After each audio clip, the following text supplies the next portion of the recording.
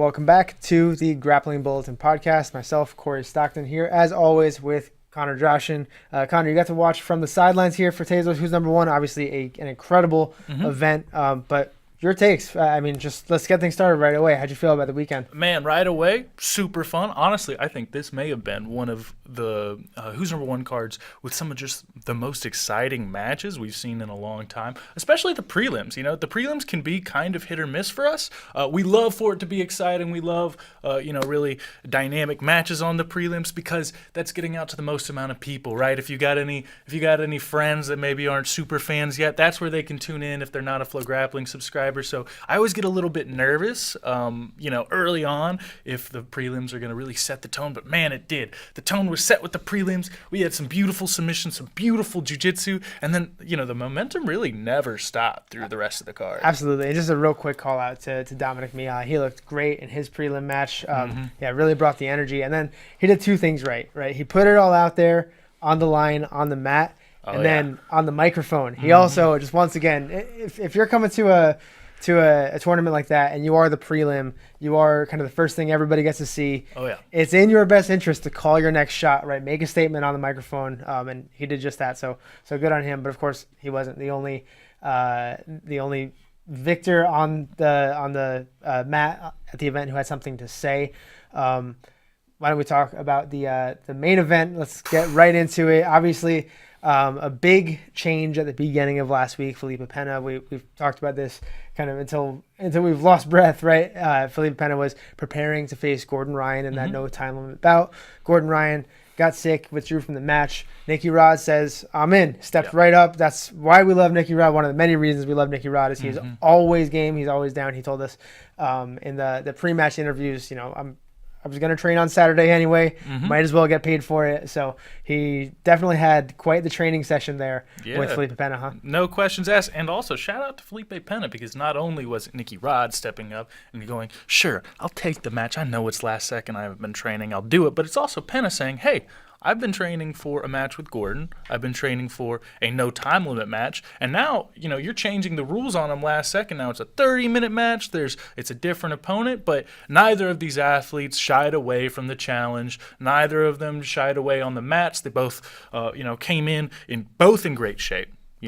Both ready to kind of take the kill, both looking for submissions. I don't really think I could have pictured the main event playing out any better than it really did. Yeah, and you know what? At sometimes 30-minute matches or no-time limit matches have this difficulty getting started, right? But neither of these athletes really played very slow at all, right? We had that maybe early action where they both had a look at pulling guard, but then they got right into it. Nicky Rod looking for those body lock passes, dropping back for leg locks. Pena using all of Nicky Rod's best weapons against him, I think, in a lot of opportunities, right? When Nicky came close for that body lock pass, Felipe threw on the omoplata. When Nicky Rod dropped back for these leg locks, and especially like this deep, probably significant heel hook, Pena turned it around and started chasing the back. And that seemed to be the story of the match, is Nicky Rod engaging, especially from the top position, but Pena looking to counter a lot of what Nicky Rod did, which led to, I think, what a lot of the fans in attendance and many at home would consider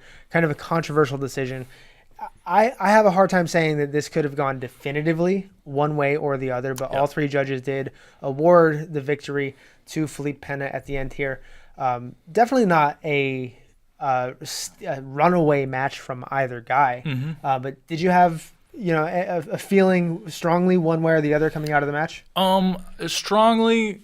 Maybe, right? I'm with a lot of the fans. Whenever I saw that final heel hook attempt, that final leg lock, I think it was he kind of switched between a few different submission threads realistically. That was kind of what did it for me. But I also understand the other side, right? Felipe Pena had beautiful counters off of the leg locks, and countering and putting yourself to a position where you're almost taking the back and you're threatening that super dominant position makes a lot of sense to reward quite a few points in that direction. However, it did really seem to me that leg lock that we just saw was probably the most dangerous submission attempt in the match, unless you saw something I didn't. And that personally would have had me swayed towards Nicky Rod. However, it's not so great a disparity that I would say this is a BS call, you know what I mean? Just because at the end of the day, the submission, while it looked tight and there was that moment where Felipe's leg looked like it was in a little bit of trouble.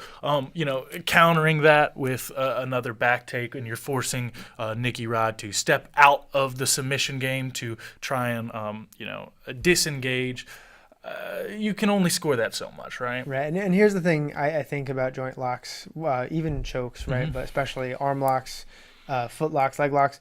There's only one person in the world who knows how tight that foot lock actually was, right? Yep. And he ended up utilizing that to come to the top position. So while I don't think that was the only thing that swayed the judges, I think perhaps a lot of the positional control and the impetus maybe to attack. Who knows why the judges decided what they did, but I don't think it was a steal from Rodriguez. And I don't think had Pena lost, I would have been surprised either. So that's why, as the adage goes, you don't leave it in the hands of the judges. That's the kind of thing that happens. But we did not lose for that match, right? No. I think both athletes look great for it. Nicky Rod for coming in on such short notice and going the full 30 and putting Pena in some danger. And Pena coming out and looking like, he's been talking about how well-conditioned he is. He certainly looked in peak physical form, so much so that actually after the match, he took to the mic to maybe set some plans for what he's hoping for from Gordon Ryan. Let's hear from Felipe here. And I would like to say one thing, that Gordon had a stomach problem. He said he had a virus or anything like that. So I would like to challenge Gordon. I can stay here 1 week more. And we fight next Saturday. So I think it's more than enough time to recovery and everything. And he was already feeling better because he was in a restaurant with Mo and all his friends. So 1 week I think is more than enough to feel safe, and I'll be really happy to take this camp and fight Gordon, because it's for who I train.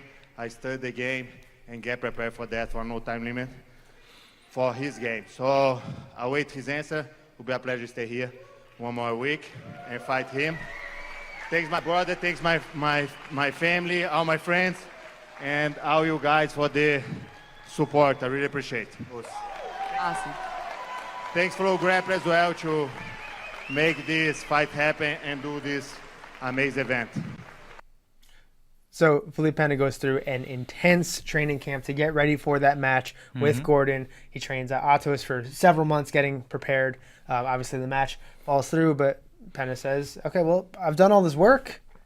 Why don't we meet up next Saturday? Yeah. Which you pointed this out to me earlier today. Sounds a lot like something Gordon said right after ADCC. Yeah, it did feel like a little bit one of those comebacks of just, I don't think anyone realistically expects Gordon to go, all right, next week it is, right? But at the end of the day, at ADCC, Gordon said, after he wins, what was it? I believe the absolute. He says, Felipe Pena, where are you at? We still got the match rolled out. Let's do it again, which in that moment, I don't think anyone realistically expected them to clear the mats, have Felipe versus Gordon, actually run it back right then and there. However, it is a great call out, and I'm here for the drama. And, I don't think we're going to see this match happen in just 5 days' time, but whenever it happens, I think Felipe's outing at who's number one this weekend only adds to the hype of that forthcoming match, right? Whenever it happens, I'm sure that Pena's performance here bolstered kind of my excitement, at least, for how Pena could look against Gordon Ryan in the next match. I did have a question for you, actually. I was curious. We talked a little bit about Pena, but one of the things that I saw from Nicky Rod, not just in this match, but you can go back to his match with Gordon itself, he is no longer shying away from leg entanglements. I thought that was an interesting strategy, especially against Felipe Pena. He's obviously Gordon's former teammate, Nicky Rod is, right? So I don't think, he's unaware of how the previous matches went between Gordon and Pena. He saw that back take off of that same kind of leg lock exchange, but it did not keep him from actually engaging in it. Felipe Pena also threatened with almost that exact same back take sequence against Nicky Rod as well. So I just thought that was a really interesting play. We knew he was going to come in heavy with hard wrestling, body lock passes, etc. But I would not, that was not on my bingo card, No. him jumping back for a heel hook on Pena. Extremely bold strategy there, actually, from Nicky Rod to attack Pena's legs, because we've seen that Pena, of course, one of the best back takers and finishers from the back in the business, but especially when that back take happens in the counter to a leg lock, right? He might be the best, I don't know, leg lock counter back taker. That's a very wordy. We'll come wordy up with phrase, something but sure, yeah. something more marketable he's in the future. Very good at that. Like that Pena back take is exactly what it's called, right? I think Craig Jones may have coined that term, but doesn't matter who coined it, right? You know that if you're going for a leg lock on Felipe Pena, he's going to try and take your back. So the kind of bravery for Nicky Rod to go out there and say, I think I got this. Yeah. And obviously, Nicky Rod's, he probably throws plenty of leg locks in the room. I'm sure he's comfortable with it. However, even if he's been working on that, let's say Nicky Rod's been working on heel hooking efficiently for 2 years? Let's just say 2 years. That's still a crazy short amount of time to then test that technique on the highest level stage against Felipe Pena, and to do it nearly successfully enough to convince the crowd that no, Pena didn't get that win. I got that win. I think B Team as well as Nicky Rod should all kind of be patting themselves on the back, popping a bottle of champagne, and just saying, hey, that's a victory in and of itself, even if it is just a moral one, maybe not on the record books, right? Yeah, and I don't know exactly where the odds makers at the beginning of this match ended up, right? Whether it was Pena the favorite or Nicky Rod the favorite, but this match was close. I remember seeing the odds were relatively close. Which is kind of different than a lot of the other matches on this card, right? There were a lot of heavy favorites, a lot of heavy underdogs. Really inspiring in ways, exciting in other ways to see how many of the heavy underdogs shown through at who's number one. None other than, for one, the light heavyweight champion Pedro Marinho, right? Co-main Pedro event. Was a heavy underdog in his match against Giancarlo Bodoni. Not the first time he's been the heavy underdog in a title match, but this time he's coming in as the reigning champion against the ADCC champion Bodoni, and he was, I think, something like minus 285, minus 300, or sorry, plus 285, plus 300, somewhere along there. So to go out and to take Giancarlo down not once but twice, and then to entirely neutralize him on the ground shows that I think the odds makers had better consider Pedro Marinho a favorite coming in next time. He was a plus 400 underdog when he first won the title against Craig Jones. Yeah, it's going to be very difficult for anyone who's number one stage or otherwise to grab Pedro Marinho, to drag him down to the ground and actually be able to keep him there.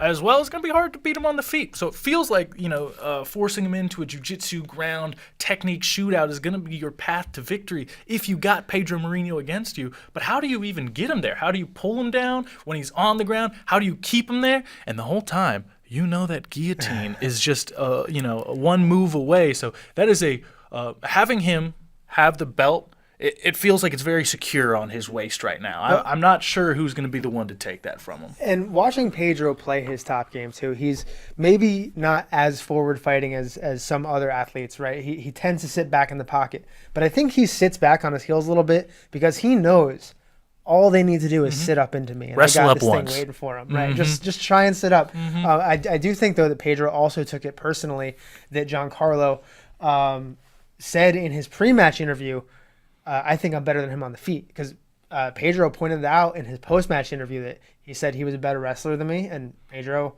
at least in this instance, proved Giancarlo wrong, right? He took him down 2 or 3 times.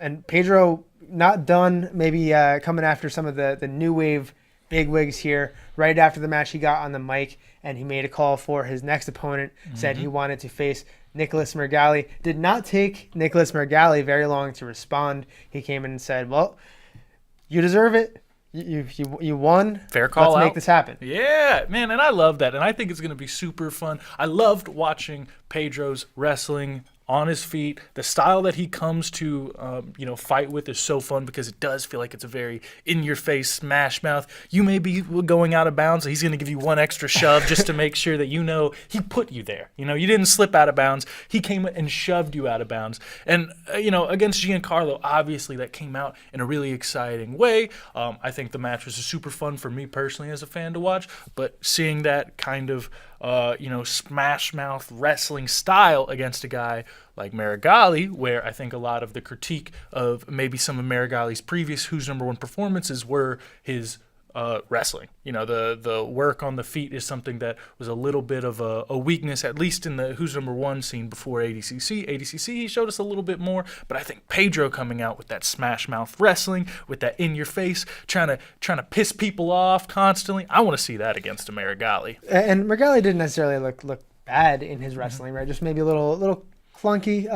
Less advanced. That snatch single that he has, it worked against Lovato. It worked against so many others, right? But I think a snatch single like that does cause some concerns in a match against the guillotine specialist, Pedro Marinho. And I think that weapon is something that just because Pedro never uses it doesn't mean it's not impacting the match from the beginning to the end, right? As far as the wrestling exchanges goes, Giancarlo probably didn't want to take a deep shot, right? Probably wanted to play more of like the standing foot sweep techniques, a lot more snapping heavy on the head, upper body techniques.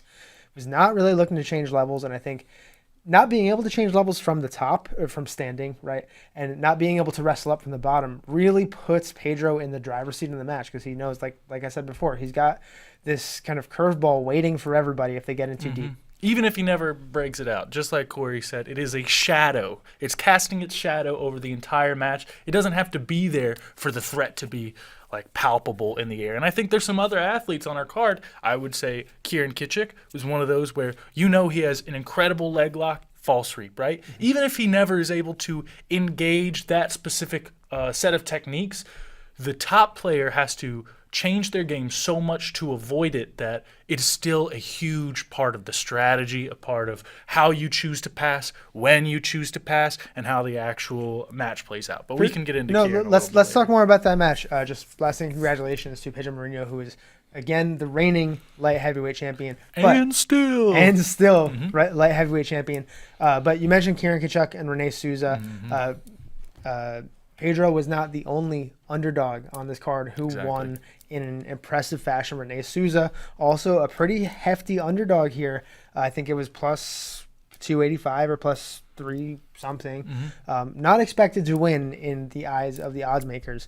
And for the first 10 minutes of the match, I think you can kind of see why. Kieran was in the driver's seat, and though he wasn't able to get deep on a leg, like you said, that leg lock threat lingered, and it allowed him access to like these arm drags to the back and some other weapons that Kieran is well known for. But in the final 5 minutes, man, Rene just turned it on. Seemed like he bit down on his mouth guard a little bit throwing this Darce, and then transitioned that. Looked like he maybe trying to amplify a little bit, found something, goes into these weird scrambles that are very indicative of Rene Souza's game, and uses that to counter that triangle to omoplata setup into this beautiful, entirely unexpected, at least for me, knee bar. Leg locking the leg locker always feels a different type of special. And yeah, what did you think of Rene's performance? Well, first off, let me say his celebration, Rene's celebration, hopping to the edge of the mat all hype, that makes me so happy. That makes me smile every time I watch it. But what I really loved about it is when you're taking on a leg locker, right? There's one direction you can go, which seems probably pretty obvious, right? I'm not going to engage in the leg locks. I'm gonna run from it. I'm gonna avoid it at all costs, which is super reasonable, right? You start going for upper body locks and submissions, etc. However, one of the best things Rene did, I think, is strategically choosing when to enter into the leg locks, because I don't think Kieran felt very threatened throughout most of the match until that knee bar was already in on a knee bar. You know what I mean? It was fully locked on. So, stepping away from maybe your opponent's strength for as long as possible until you decide to enter, until you're doing it on your own terms.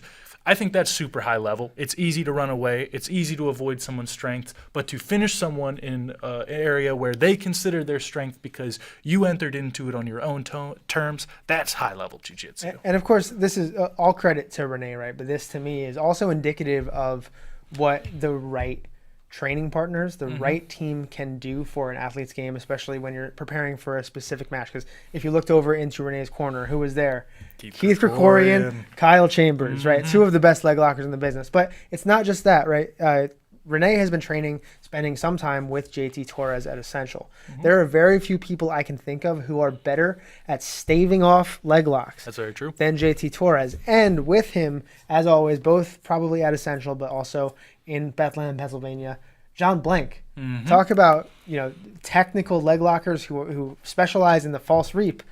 right? Renee, if you are talking just about kind of planning and strategy in the lead up to the match, had the best possible team built around him to help him get through this match with Kieran and Kieran's deadly leg locking. Yeah, Kieran's probably one of the biggest obstacles for any athlete that's dealing with him in a division, and a lot of that just comes down to that leg lock defense. So seeing Renee open up his game in a way that maybe a lot of people didn't expect. I know there was some maybe some critiques of Renee's previous performances, not because he hasn't done tremendously well, but because whenever you stake your name on one move, one technique, a lot of critics are just gonna pop up, right? The buggy choke isn't gonna work for everyone. It's not gonna work against everything, and if your opponent knows that's your go-to move, it really limits your choices. Even Renee said he struggled with his habits towards shooting the buggy choke in points matches, right? Because he's letting people pass. They're scoring these points.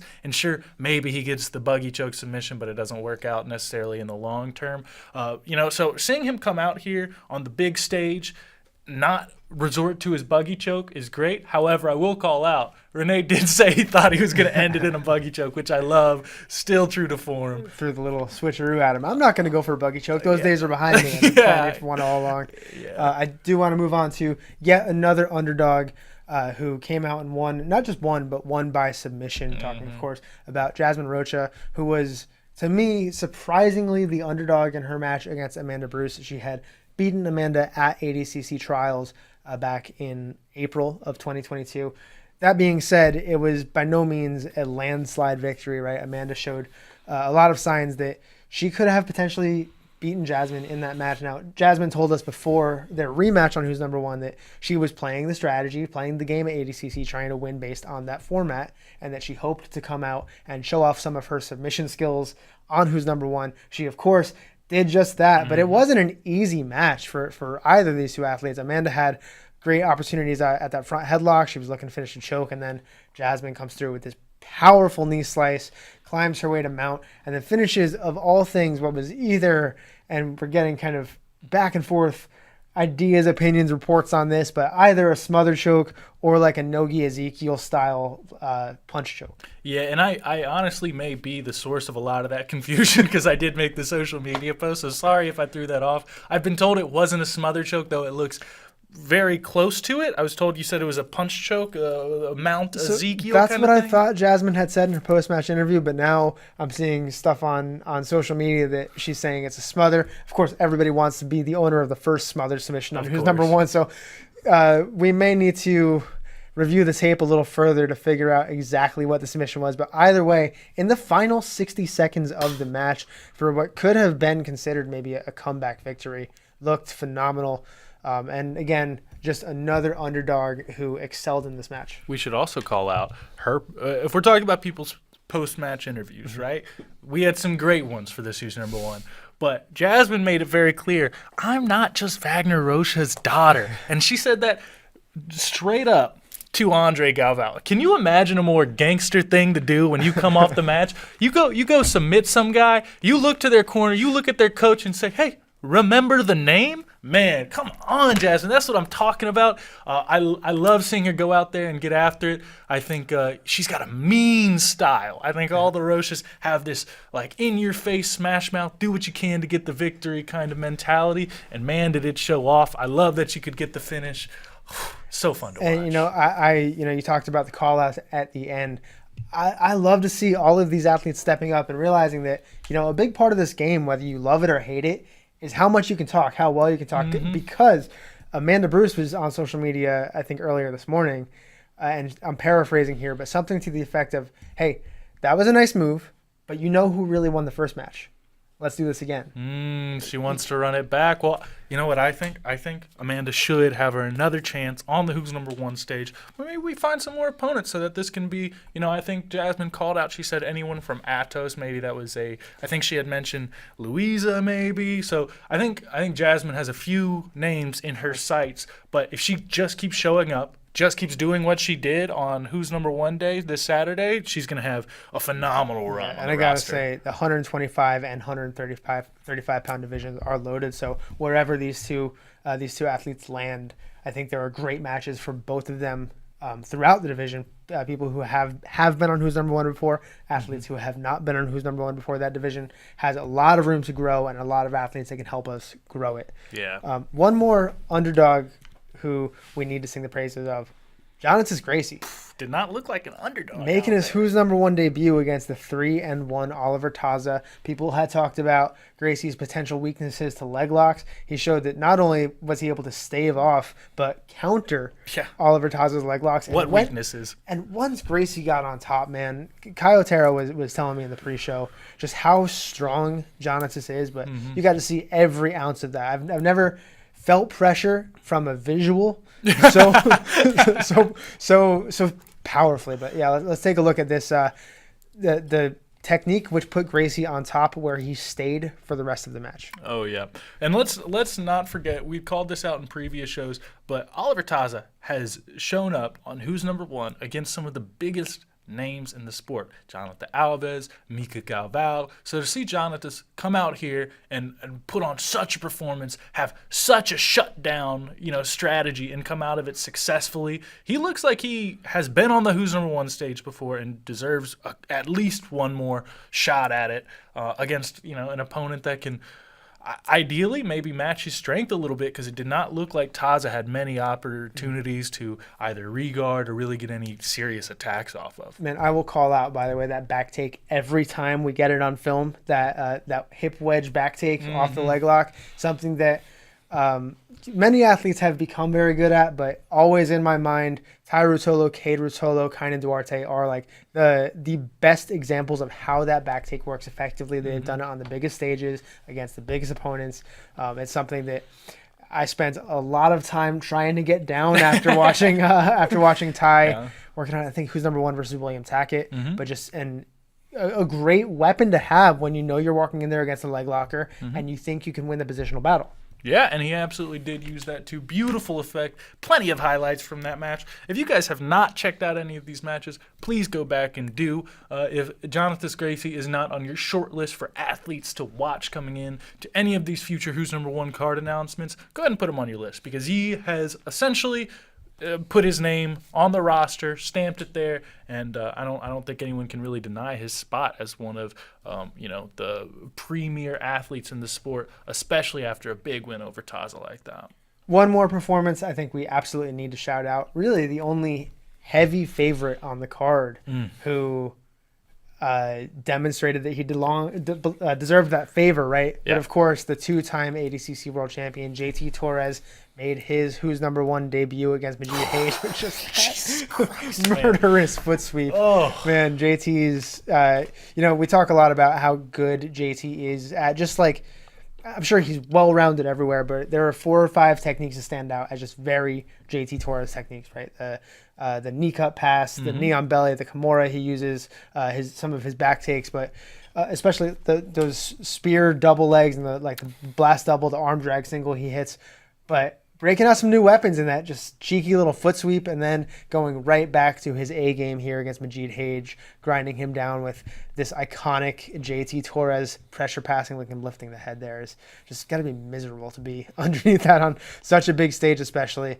JT looked like back to his usual form on Who's Number One, and said in his post-match interview, as well as in the lead-up to this match, that he's looking for more, right? JT Torres, after ADCC 2019, we didn't see a whole lot of him up until ADCC 2022, but he said 2023 is going to be different. We're going to see a lot more of JT Torres in the competition grappling scene. Yeah, and when you're talking about high-level technical grappling ability, obviously technique's a big part, right? And timing those techniques is huge, right? But something we don't often talk about is, when in the match, do you shoot for your submission? Do you try and execute your techniques? And I think one of the things that was most impressive for me was JT wearing down Majid, waiting for him to break, to give up almost completely until the last minute, and then finally, while it didn't end in submission, it's as close to a submission ending as you can get. Majid, luckily, he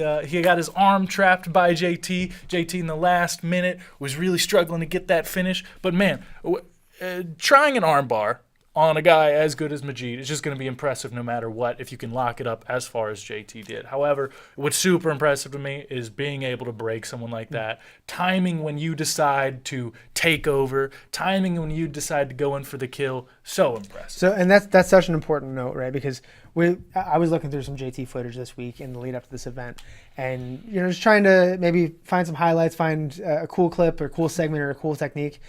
The issue with sorting through some JT footage sometimes, and it's really just a credit to his technical skill, is that JT will pass the guard, but he only has to do it once. Mm-hmm. JT's going to attack the back, but he's so precise and so deliberate about when he acts, why he acts, how much time is left on the clock. Yeah. Have I broken my opponent yet? Are they going to give this away to me? Because those are some of the conditions that it's very clear when JT's competing.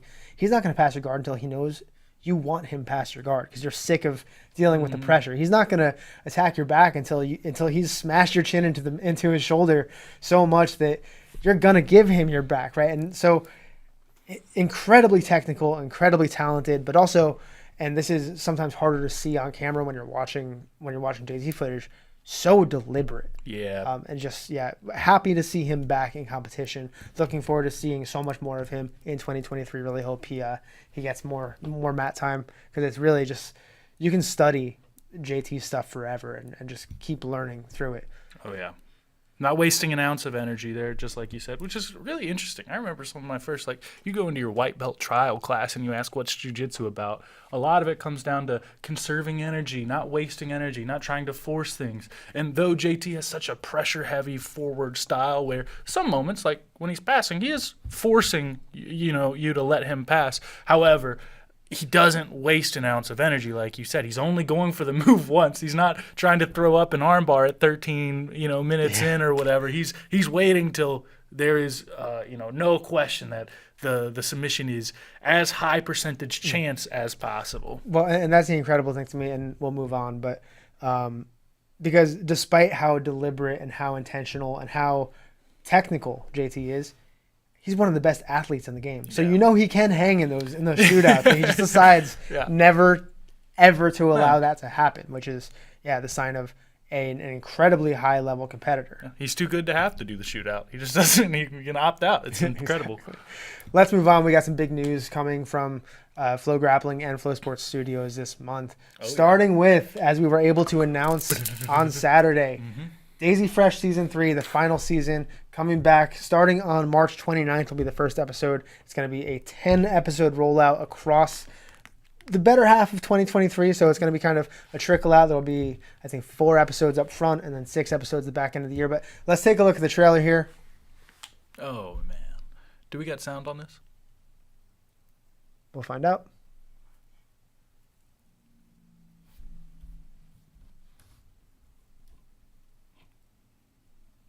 Can do that. Okay, go. Rono says I want to eat it. You think I'll eat it? Don't stop filming when we get pulled over, Simone. This is the house. It was run by crackheads for a long time. I could put 100 boxes in this yard. So there's been a ton of new additions to the team. People coming from all over, different countries, different belts, even world champions. The Rigatoni wrench. Rigatoni, right? I'm all jacked up on Mountain Dew. The grappling horseman just shows up with his cowboy hat and his boots. I fucking got him. My name is Michael Pigsley. Pretty much just been wrestling my whole life.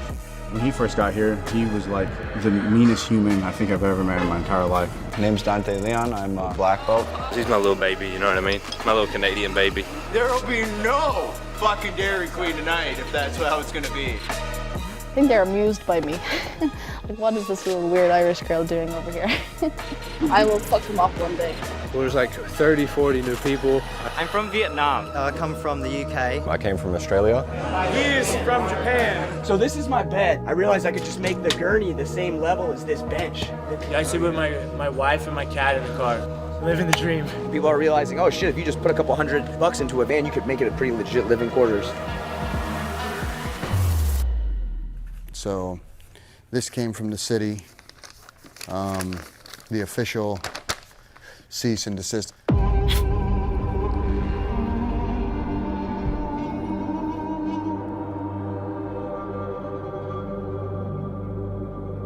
To a lot of people, it's just an old piece of shit building, but to me, it saved more lives, including mine, than, well, anything else I've ever been a part of, so. When you've been hyper-focused on this since you were fucking 2, that if you take that away, what do I have? I had no idea what the fuck a purpose is, you know? Like, what am I meant to do? Hey, you gotta believe, man. Everyone thinks you can win but you. Let's fucking win this thing. I'm a 1500 plus. I'm not even supposed to be able to hang with these guys, apparently. What the fuck? I put a lot of work in for this shit, man. They're not ready, man. They're looking past you. They think you just Flo's little Daisy Fresh golden boy getting there for views. When a dude's running his mouth to me, then I'm gonna have to handle it now, so he's fucked, dude.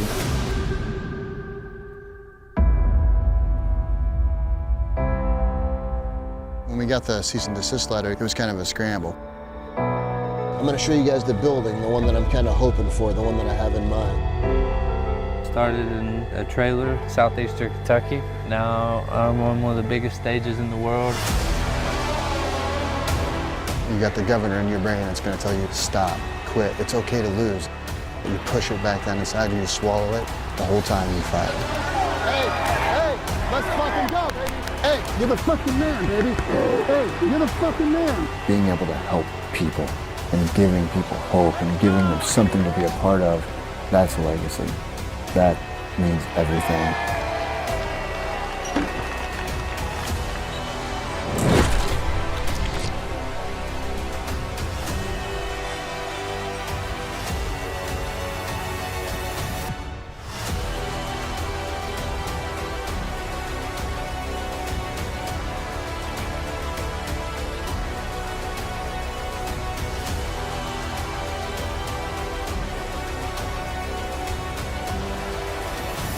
Pre-workout stuff in here. You just put it in there before you work out, light on fire, and there you go. One day they're gonna put me on who's number one. Anybody 40-something years old, 220 pounds, white to black belt, I don't even care. So, if you've been following the boys from Pedigo Submission Fighting for the last 2 years, since 2020, through Daisy Fresh Season 1, Daisy Fresh Season 2, you already know Heath Pedigo, Andrew Wiltie, Jacob Couch, Alejandro, George. I'm going to be missing a couple Spatch, of course, right? There's so many just core characters in this series. But Season 3 giving us a couple new ones, right? Michael Pixley, Rosa Walsh. The list goes on, right? The group is ever expanding. The team has grown so much. And Season 3 takes us through really the back half of 2021, starting at, I think, the Who's Number One Championships, going through Nogi Worlds, Nogi Pans, this year's Nogi Worlds, Nogi Pans. Just so many events, right? We got a glimpse of Jacob Couch versus Gordon Ryan there.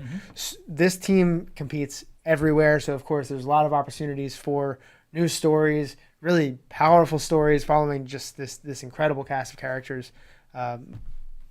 What do you think on Season 3? Man, I'm excited for it. I'm not just excited for the competition stuff, though, because me and you, Corey, we're inundated with the competition stuff. We love it, but we're at them, right? We've seen those. We've lived through those. What I'm excited about is seeing their transition from Daisy Fresh, the laundromat, this place of the heart and soul of Mount Vernon's jiu-jitsu scene. Heath Pedigo and the team have poured so much into it.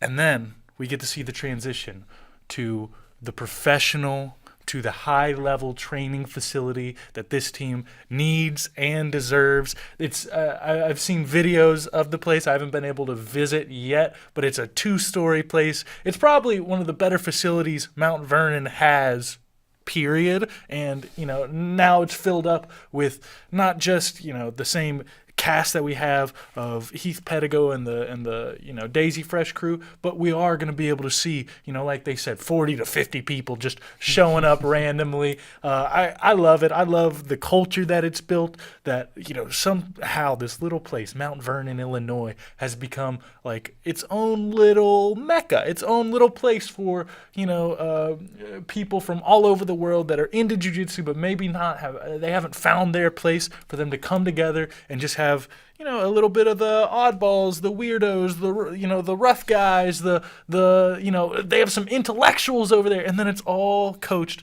by the genius that is Heath Pedigo, right in the heart of America. I got goosebumps watching it. Sorry about the audio problem early on with that trailer, but man, there's no part of me as a jiu-jitsu fan that watches that and isn't just excited to watch through season 1 and season 2 again, honestly. Yeah, and that's a great point, because if for some reason you've been living under a rock, we're not mad at you. Go back and watch. If you're new to FloGrappling, go back and watch season 1. Go back and watch season 2, because it's honestly incredible, the transition that some of these athletes, whether they were already, you know, top level brown belt champions, or whether they started with the Daisy Fresh series as, you know, fresh purple belts like Jacob Couch, or like any of these up and coming athletes, it's remarkable to see the transition they went through, starting at Nogi Worlds 2021 Nogi Worlds Nogi 2019, and ending up right here now. And of course, it's not just about the technical development, the athletic development. It's about the personal development. It's been really cool just to be, however tangentially part of it, and to just sit and watch the journey all of these guys, all of these athletes, and even Heath himself have gone through. It's been really cool to experience it, and that all wraps up in the final 10 episodes here. Season 3 kicks off on March 29th, but within that time, you should really do yourself a favor. Go back and watch the first 10 episodes. Absolutely. And watch the team compete. We got plenty of their matches on FloGrappling on our YouTube channel, so check that out. If you have any question as to the type of guy that Heath Pedigo is, just go back on that trailer, watch the moment he talks to Spatch. He pulls him aside, he says, "Hey, everyone here thinks you can win this except you." That is the kind of inspiration, that is the kind of thing every athlete needs from a coach, and I'm just so happy that the Daisy Fresh crew have Heath Pedigo at their head. Man, I just want Heath Pedigo to like hype me up, give me a speech no matter what I'm doing every day before I walk into the office. That gives me jitters, man. Man, we can talk about this all day, but not the only film coming out of Flow Sports Studios in March. Actually, earlier in the month, March 8th, will be the official release of the Ups and Downs of Manaus, which, as we talked about last week, covers the boys from Manaus, Mika, Fabricio, and Diogo, through the ADCC trials period, through ADCC itself. We really get to kind of follow their journey from the South American trials all the way to Las Vegas, where they had, as the name might imply, mixed results. We have a trailer for that too. Let's roll it.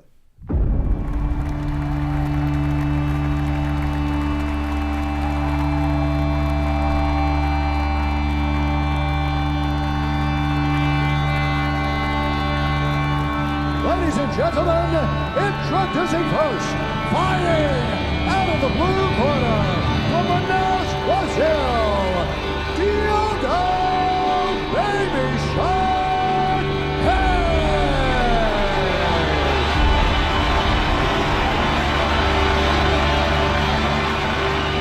from Manaus, Brazil, Mika Galvão.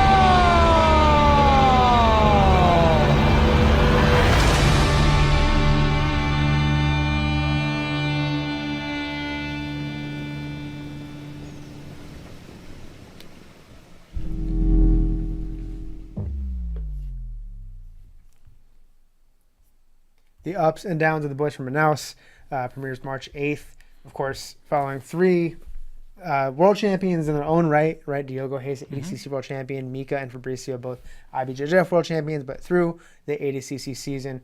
Really great story with a great kind of team of individuals. And, you know, you mentioned powerful and impactful coaches. Melky Galvão is another one that just an incredible coach, not just from his technical and training abilities, but also just as a person, a great coach who's really there for his team.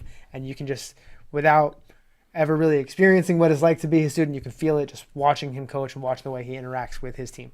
Yeah, and if you guys are super excited to watch more from the Manaus Bros, don't forget our very own Trey Robinson went into the jungles of Brazil to get the very as close as you can get to these guys, right? He went in there. We have tons of footage following along both pre-ADCC and during the trials of these guys. If you want to get a little bit of a little bit more of a teaser than maybe this trailer put together, I'm super excited for it. I'm really curious to see some of the behind the scenes that may have happened between Fabricio and Diogo. I know that's been a big part of their journey, is they having to match up, and someone has to put their dreams of an ADCC, for example, to the side so that their teammate can do it. That's powerful. That's raw. Not only that, I'm excited again to watch this Fabricio try and smoke through the absolute. I get to relive the Victor Hugo match again. Man, this is incredible. What are you excited for, man? Yeah, I mean, so much of just that story, right? Because there's so much that we see watching the sport,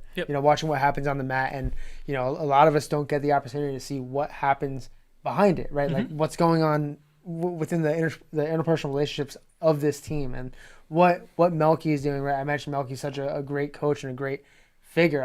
I want to see what that coaching looks like. Yep. But you got a sneak peek coming, I think, tomorrow on FloGrappling.com. The Diogo and Mika, after ADCC, took a trip out here to Austin, and they went with Trey and Mike Sears to go shoot some guns at Sheepdog Response, doing a tactical shooting course. So get some behind the scenes look there with Mika and Diogo as they do just fun stuff out here in Austin, like normal people, but of course they excel in that as well. I do remember, the only thing I remember from Diogo and them showing up to the office is I believe Diogo showing up in like a raccoon hat. There's I don't know, it was like one of those old time Davy Crockett hats, and then flaunting a bunch of like fake money stacks that he got from Michael Sears' desk, which that was real. Yeah, I meant real money stacks that he got from Michael Sears' desk. So if that tells you anything about Michael Sears' desk, though, that's a really great indicator. Diogo Hayes just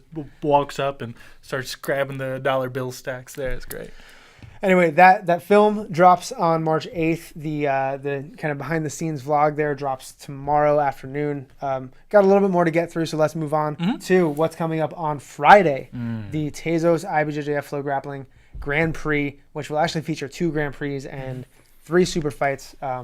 There's been some update to the men's GP. Samuel Nagai had to pull out, which leaves room for Elijah Dorsey to slide in, the rookie black belt from Team Lloyd Irvin, who's had a great start to the year. He took 3rd at Euros, defeating Marcio Andre, of all people, in this quarterfinal matchup. And an exciting battle that shows exactly what kind of athlete, what kind of performance artist, performer Elijah Dorsey is. These two just kind of went to battle. And there are some interesting matchups here for Elijah because in the GP, as we've been talking about all month, Andy Murasaki, right? Andy Murasaki ended up beating Elijah after this match in the semifinal at Euros. Carlos Inhiki beat Elijah at the finals, at the World Finals at Brown Belt in 2022 in June. That was a close match. Carlos got the better of it, but I'm sure both of those matches are ones that Elijah wants back. And then, of course, the 4th man in this division is Jonathan Alves. The division is just stacked with 2, I would call them maybe up-and-comers, and 2 more established athletes, but Jonathan by far the most decorated, right? He's the 3-time Pan champion. Murasaki, now a European champion, also just 1 chance, and then two rookie black belts who are really looking to make a name for themselves, and great opportunity to, I would imagine, they'll be the 3 and 4 seeds to Murasaki and Alves 1 and 2. Yeah, how do you think, if you were to, obviously I'm not asking you to make your prediction right here, but if you were to, try and explain how this kind of sub-out affects the bracket, what are your thoughts on that? Sam Nagai out, Elijah Dorsey in. Does it change who you think could be the favorite to win? Is there a styles matchup here?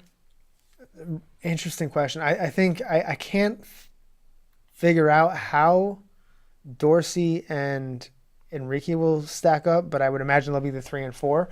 So it's just a matter of who's against who, and who gets the draw. I think either way that works out, right? Both of those guys, both the rookie black belts, will have a test, right? Because Murasaki is not going to be an easy opponent for anyone at lightweight this year. He's looked unstoppable so far. And Jonathan Alves always looks damn near unstoppable. You don't earn 3 Pan titles by luck. He's going to just... I'm really interested in, if we see this in the final or elsewhere, how Jonathan versus Murasaki will stack up. Because Jonathan has beat Andy twice, but always been competitive, and I think Andy is right now on a hot streak. I think that might kind of add to the dynamic between these two athletes. Despite the fact that Jonathan has won both matches, they've both been close. Yeah. Exactly, and I think what's also going to be really interesting to see play out, which we talked about last time on the show a little bit, is how the rule change will affect any of those matchups. So super exciting to see. We got a lot of good experiments here. Absolutely, and the men's lightweight GP is not the only GP at this event on Friday. There will also be a women's 4-athlete GP in the heavyweight division, also for $10,000. All 4 of the women on this card are world champions, right? You've got Ana Carolina Vieira, the 5-time world champ, Andressa Sintra, and Nachiele De Jesus, also I think both 2 or 3-time world champs, and Melissa Cueto is the 1-time world champ here, the lowly 1-time world champion. Yeah, right? only. But all that means is this event is stacked, right? A couple of real top-level, best in the world athletes on this card. I think it's going to be really dynamic and maybe a different style GP than the women's lightweight GP was, right? Totally agreed. I think sometimes the men's GPs, as far as people's attention, may draw a little bit more attention from the crowd. However, I do think this is going to be one of the ones where a women's GP may be the best part of the event itself. I'm excited. For sure. Of course, let's not forget the super fights coming to the card. Just quickly, Ronaldo Jr. versus Francisco Lowe, which I think could be the fight of the year. You've been talking about that for a month I love now. that matchup. Yeah. I can't stop on that matchup. Natalie Ribeiro versus Janine Lebri. And then, of course, the 30-minute match between Tynan Dalpra and Izaki Bayens. That's a rematch from the 2021 IBJJF World Final, where Tynan won his very first world title. Izaki, also a 2019 IBJJF World Champion. And this is, that match was kind of contentious, probably not for the best reasons, right? That match was marred by a lot of 50-50 lapel play. But both of these men have vowed that is not happening in this match. One of them will be submitted. They've both kind of promised to submit each other. And just both of these athletes going for the kill. I can't imagine this will be a slow match, especially because, as you mentioned, Connor, those rule changes, which are expected to really eliminate a lot of the stalling positions and a lot of the stalling strategies. But also, I think both these guys just really want it, right? Tynan got off, Izaki, after he won the medium heavyweight GP, got off the mat into his post-fight interview and said, I've only got one thing to say. Give me Tynan Dalpra. We need to decide what happened in that first match. We need to make sure that never happens again. And I've got to show you once and for all that I'm a better athlete than you. And Tynan, I'm sure, taking that one a little personally. Can't wait to see what comes of this matchup. Yeah, man. I want to lean on your expertise here a little bit, just because, I'm just not good enough at jiu-jitsu or definitely understanding jiu-jitsu, but whenever I see Tynan and I see Izaki and I'm looking at them and they're both saying, I'm going to submit this guy, I can't imagine what either of their path to victory really is. Not because they're not both just world-class level black belts, but for that reason exactly. Like, I don't know what Izaki sees in Tynan's game where he's going like, hey, that's my path to victory. Technically, this is where you're weak in. And I think that match that you're talking about between Tynan and Izaki, maybe that's the match where they'll look at, and maybe that's where they did learn something about it. But when you watch it, it doesn't look like they came any closer to a clear direction for a submission than I guess what they're kind of talking about here. Do you see how these guys, what would be your plan for tackling it? Like, how does this match up and it not just be an absolute stalemate? So I have a hard time saying this is how you beat Tynan Dalpra, right? Yeah, or this is how you beat Izaki Bayens. But one thing I will say is, I'm going to clip this out and I'm going to make that exactly, yeah. Their styles are very different in, not so much in their techniques or in what they, like how they choose to not in their techniques, but in how they approach the game in terms of energy, right? Tynan, as we see, not slow, but very precise, and he doesn't tend to commit until you've made an error. It's almost like what we're talking about with JT, but Tynan doesn't really rely on pressure to do that. He relies on back and forth, uncommitted movements, right? He's kind of waiting for you to overcommit, and then he goes. Izaki, on the other hand, he is a bulldozer, right? He's going to get up, he's going to try and wrestle into you, he's going to try and knock you down.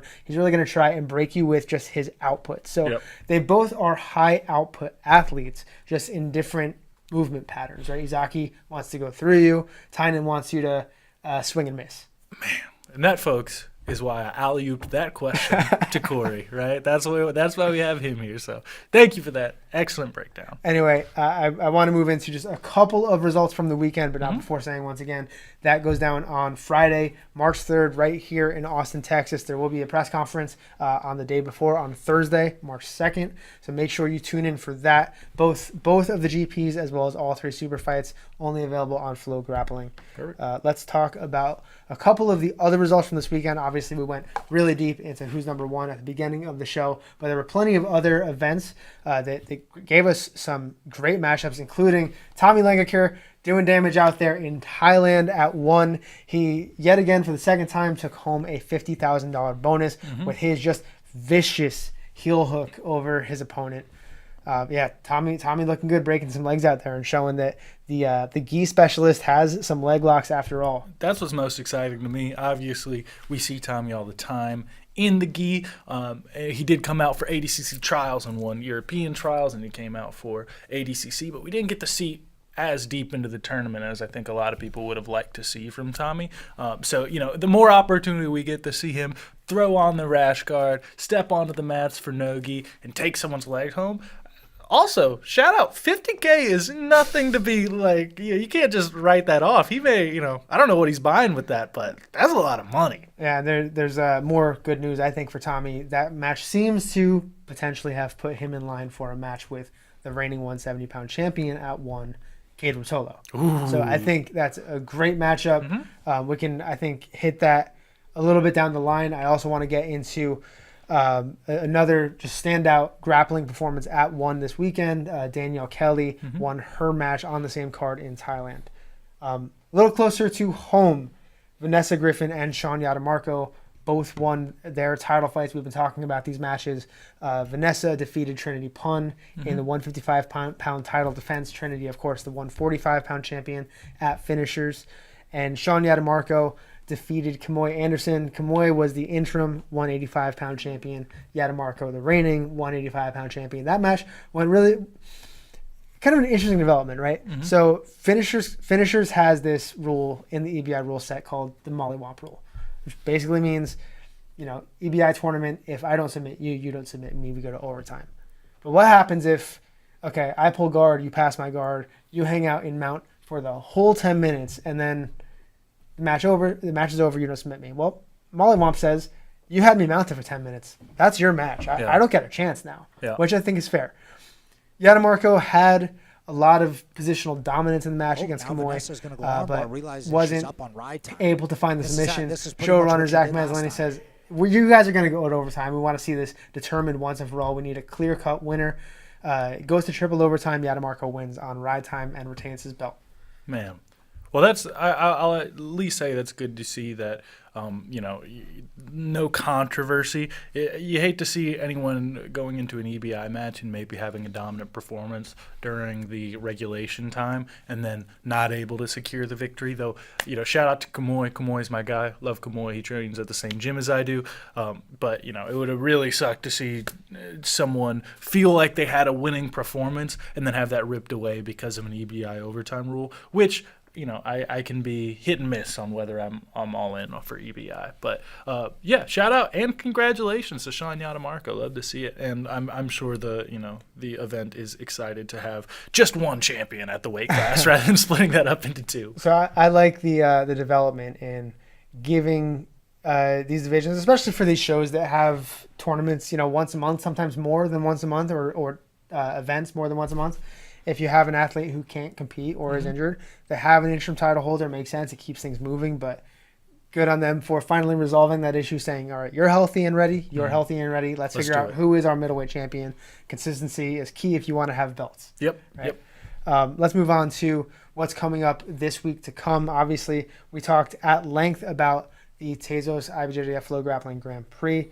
That is on Friday the 3rd. Also coming up this weekend on the 4th is the Toro Cup. Main event being Gabriel Souza versus Gianni Grippo. Love this matchup. I think it's a really, really cool bout. I can't remember the last time we've seen them against each other. I want to say it was like Nogi Pans 2021 or 2020. They've been in a lot of brackets together, but just haven't met up. This is a great matchup every time. Just their energies are so much the same, right? Or so their energies feed into each other. Grippo, of course, that phenomenal guard player who's been spending a lot more time passing recently. And then just Gabriel Souza, that dynamic outside passer who just does not stop moving. Yeah, Gabriel Souza has shown us that he is top dog in most tournaments he walks into. And Gianni Grippo, obviously, he's been at this for a long time. Not only do you see him, competing for a long time, but he's recently, like you said, went over a really big evolution in his game, trying to go for more submissions, more finishes, really trying to adapt to a style that would be friendly to who's number one. So I'm excited to see it. And his passing game really has become one of the best in the business, especially among lightweights. Next weekend, March 11th, Sogi in New York, Sogi Winter Wars. We've already talked a little bit about their middleweight bracket, which is still filling out, and of course the heavyweight tournament. The heavyweight title match between Pat Shigoli and Alex Nemeth. But just announced on the card as well was Keith Krikorian versus Andrew Solano, which I think is a really interesting matchup. Solano, the 175-pound and absolute champion at Sogi. Krikorian, I think he's the 145-pound champion at Sogi. This match is going to be at 170. Oh, man, what a come up. But I'll be a fan anytime Keith Krikorian steps on the mat. Of course, man. Keith is such a gamer, right? If you remember from ADCC 2019, he entered the absolute division. His first match was Buchecha. Oh God! Yeah. So he knows how to give up weight and how to look good doing it. I think this match versus Solano. Solano may be an unsung hero out of Essential New York, but out of Essential JT Torres school in New York. But I think he could surprise a lot of people here. But of course, Keith Krikorian, one of the best in the business. It's going to be a really exciting match. A little bit later down the line in Australia, Subversive Equinox, where the main event is going to be Jeremy Skinner and Ash Williams, two ADCC trials winners. Skinner won the Australian trials. Ash Williams won the European trials, both at 66 kilograms. Not sure what weight category this match will be at, but this, again, out in Australia on the 18th of March, so just a couple of weeks away. And then following that, we've got Pans, which starts on March 21st, runs through March 26th out in Kissimmee, Florida.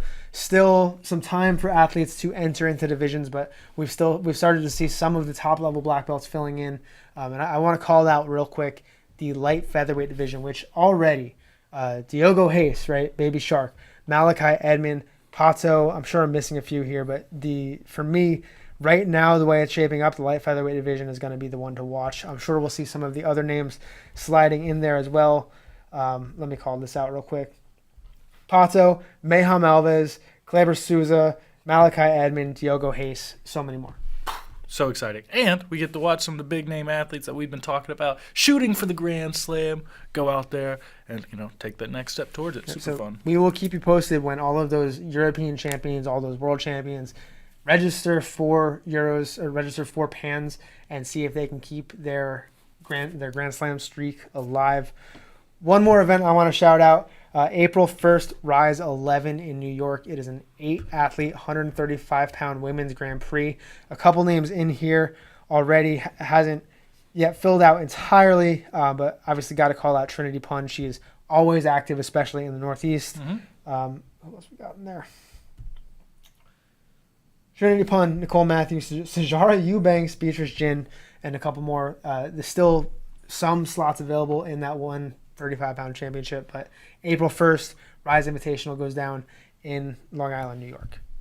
Shout out one more time, Corey, for reading off that crazy list of events. And I don't think you mispronounced anyone's name either. I think you're just killing it, brother. That's a minimum, I hope. But, guys, that's going to be it for the Grappling Bulletin podcast here. Again, tune in on Thursday for the IBJJF Grand Prix press conference. Tune in on Friday for the full event. We'll be back on Monday to break that event down for you. Don't go anywhere. Catch you later.